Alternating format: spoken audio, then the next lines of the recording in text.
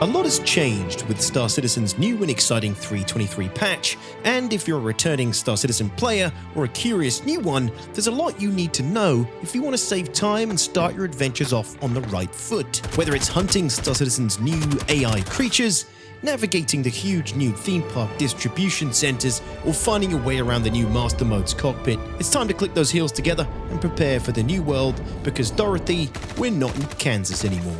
In this video, I'll be explaining the new features added in 3.23 and some of the things you need to know to best prepare you for an easier time in the verse so you can enjoy new adventures, explore new frontiers, and experience all the new and exciting bugs in confidence. The first thing you'll notice is Biotic Corp's brand new character creator. The new character creator will give you far greater options when it comes to customizing your character to your liking, or creating uncanny representations of real-world humans. Blend skin tones, textures, hairstyles, gradients, and now beards, while pushing, pulling, and stretching your way to a character unique to you as we drift ever closer to Uncanny Valley. The new character creator is a really nice improvement. Jump in, experiment, and when you're done, you can now save your character to a file so it can be reused in the future or shared with other weirdos like yourself. Check out this fan site to share and download other players' creations. Your starting location now has greater implications than ever before. The city you choose to start in will now be where your personal, instanced hangar is located when they're finally introduced to the game in a later 3.23.x patch. So choose wisely, as this is where you'll be eventually managing your persistent personal hangar inventory, items, ship, and cargo for the foreseeable future after their introduction to the game. New Babbage and Orison are both popular starting areas, with ample access to quality ship components, items, and contracts, with popular surrounding moons and locations to play in. There have been a plethora of FPS changes and reworks in 3.23, some well received and some Boo! Boo! Rubbish! Filth! Slime! Muck! Boo! Some of these changes have streamlined the FPS experience in Star Citizen while importing additions from Squadron 42, CIG's upcoming single-player game. The first thing you'll notice was the new UI elements and interaction prompts. Press F to pay your respects to Inner Thought, and now more easily interact with elements throughout the verse. In the top right, a new globe icon indicates your current connection to global chat. Don't ask me, this was a weird one, but took a while to figure out.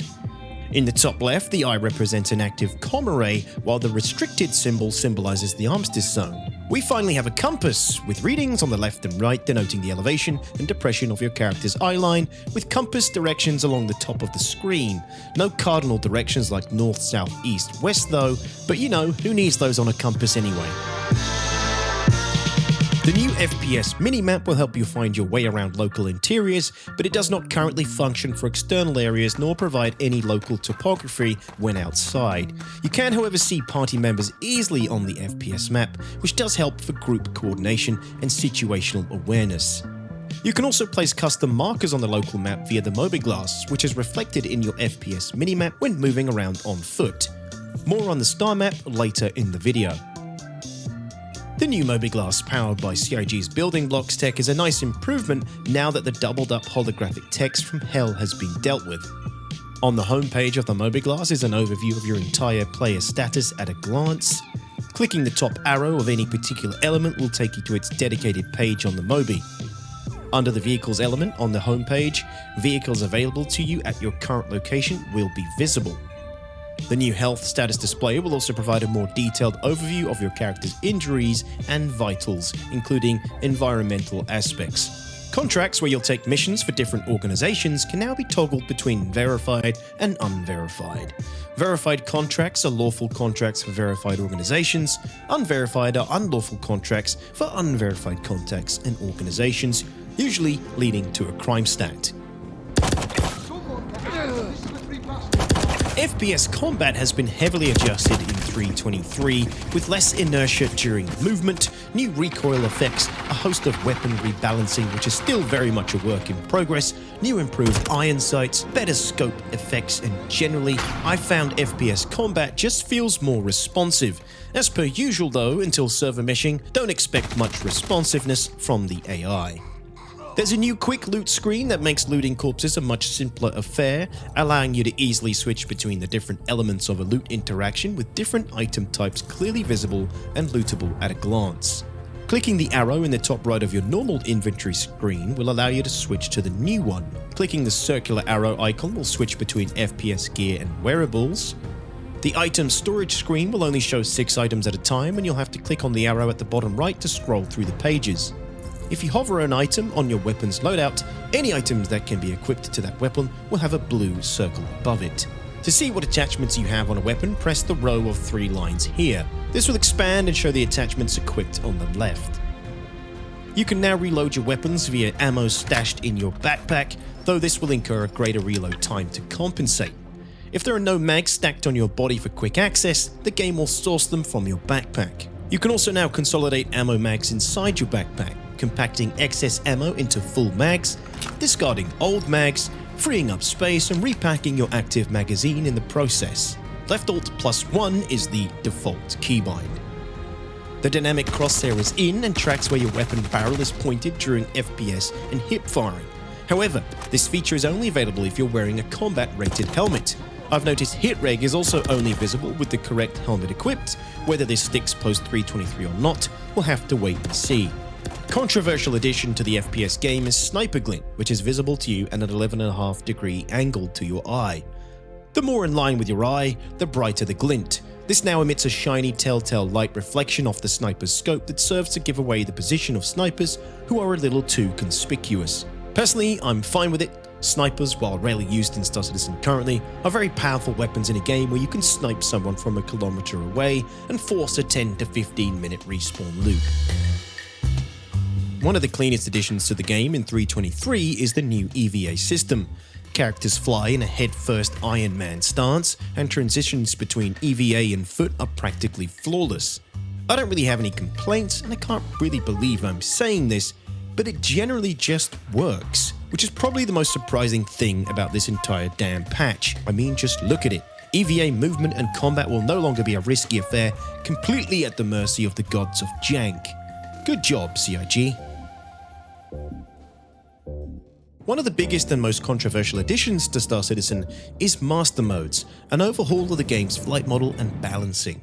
The goal of Master Modes was to redefine ship flight characteristics and balance while bringing a greater emphasis to ship archetypes and their roles within the game, though this is up for debate and will likely go through many renditions and sweeping balance changes over the coming months and even years. Flight has been somewhat flattened with the removal of unintuitive mechanics like tricording, preventing ships pulling crazy Gs in certain directions by combining movement on multiple axes in conjunction with boost. I'm generally in favor of Master Modes, although it could definitely use some tweaking. I made a video on my philosophy on Master Modes over here. Master Modes now creates a bigger distinction between combat readiness and flight traversal. While you have access to weapons and countermeasures, speeds are reduced across the board in Space Combat Maneuvering Mode, aka SCM, while an entirely different flight mode, known as Navigation Mode, will disable weapons and countermeasures, rendering you vulnerable to attack, but give you access to above SCM speeds and quantum travel. Therefore, currently one of the best ways to escape a tricky situation is to drop noise in SCM to hide your SIG and prevent lock, while entering Nav Mode to use your speed to escape. Okay. You can use your boost or afterburner to temporarily move above SCM speeds, but that's at the expense of your boost capacity. When you enter your ship, you'll start in SCM mode, although there are now speed limitations when landing gear is deployed. Landing gear retracted. To switch between master modes, you'll need to find the keybind under Flight Movement. Switching modes takes time, and this length of time is likely going to change as master modes is slowly brought into balance.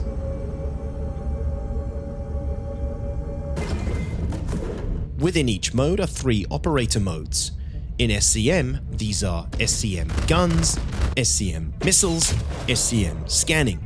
You can switch between these by using the keybind under Vehicles, Seats and Operator modes. For me, I assigned these as a short press to the same key I used to long press when initiating a quantum jump in order to save on my joystick's keybind space. In nav mode, the operator modes are nav quantum, nav flight, and nav scanning. When you enter nav mode, you'll automatically be in quantum mode. This allows you to see quantum markers and jump points across the system, but if you want to remove the clutter while traveling in nav mode, switch to nav flight mode for general purpose flight. Nav scanning is again, you guessed it, for scanning while in nav mode. If you're looking for cruise mode, it's been moved under the keybinds. You can find it under flight movement called throttle trim. 100% trim locks it to max throttle, while trim release, long press in my case, will release it. The new Starmap is truly an improvement over the hellish torture tool we were stuck with for many years, although it definitely has some way to go before it can be hailed a true success in my opinion. There are still some annoying QoL issues and missing features, such as being able to set waypoints in open ground and space, though these are touted to be coming in the future, which should open up possibilities for exploration style gameplay and professions once the data can be traded between players. The search function is a godsend, allowing you to quickly find and plot routes.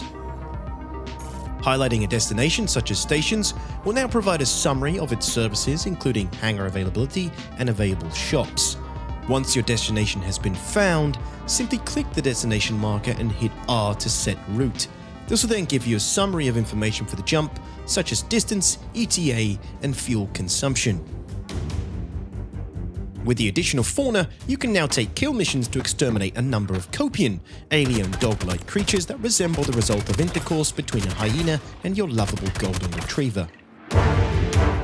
Mission tracking has been inconsistent for these contracts, but if you take one, you'll get 3 approximate areas to investigate for the Copian, allow a radius of around 2 to 5 kilometers, and look for the grey arrow markers in groups. They're pretty weak. 2 mags of your preferred rifle should allow you to bag the whole 15. While the introduction of AI fauna is a big milestone for Star Citizen, no one, and I mean no one, is as surprised as I am to see that, yes, they don't work. Look, there's a whole pack of them. Oh my god. 1, 2, 3, 4, 5, 6, 7, 8. Oh, hello. Hi. Are you interested in the Holy Bible of the Christ Brothers? As per usual, we likely can't expect to see much from AI fauna until server meshing arrives, and along with it, consistently higher server performance. I have to say, AI fauna is a feature I've been looking forward to for years, and it's a shame they had to be introduced in such a poor state. Engineering, while in its infancy and currently only available in an experimental Arena Commander mode, is a long-awaited and much-needed feature for Star Citizen. It's already proven to be a clever way to encourage multi-crew for bigger ships in order for them to perform at maximum efficiency. So what does engineering currently do? Well, ballistics will now reliably begin to penetrate the hull, and this can cause damage to the interior ship components. Take enough damage and your ship will begin to blow fuses. Fuses are connected to relays. Relays are the power lines running throughout the ship, connecting components and ship systems.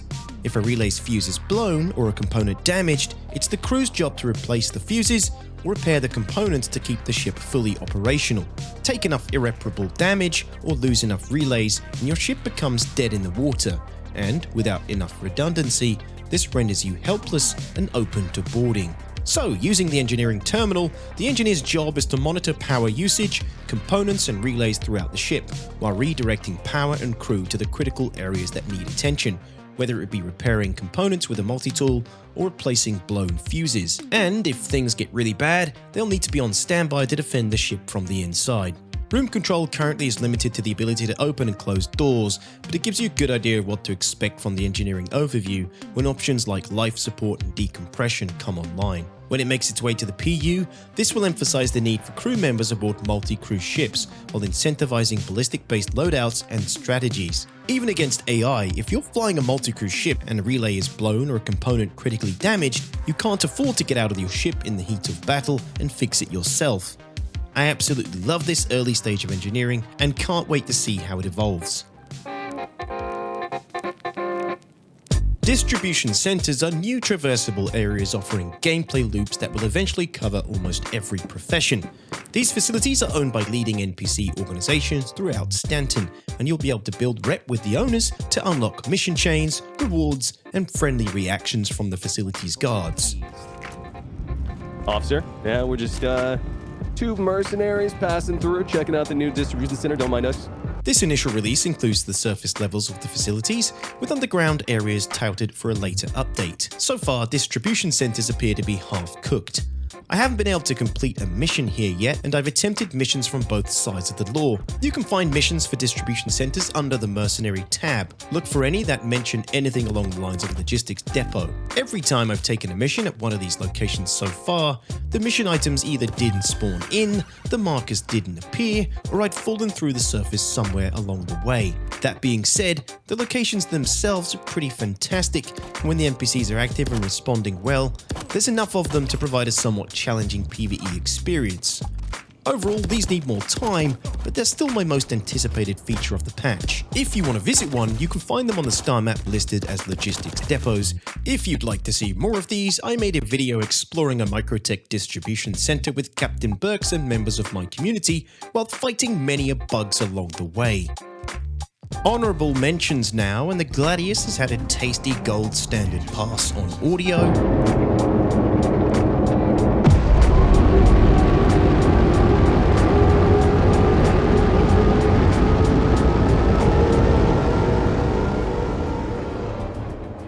Toby Eye Tracker has received an update in Star Citizen which has refined the head and eye tracking beyond my expectations, and even fixed a long-standing issue which would revert your curve settings every time you left your seat.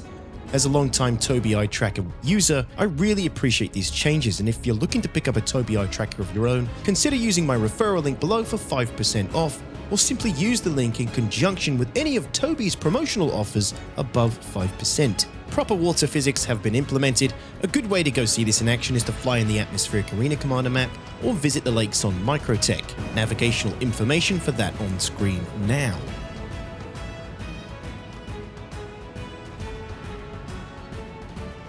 The economy has been tweaked, and in particular ship prices have finally exploded.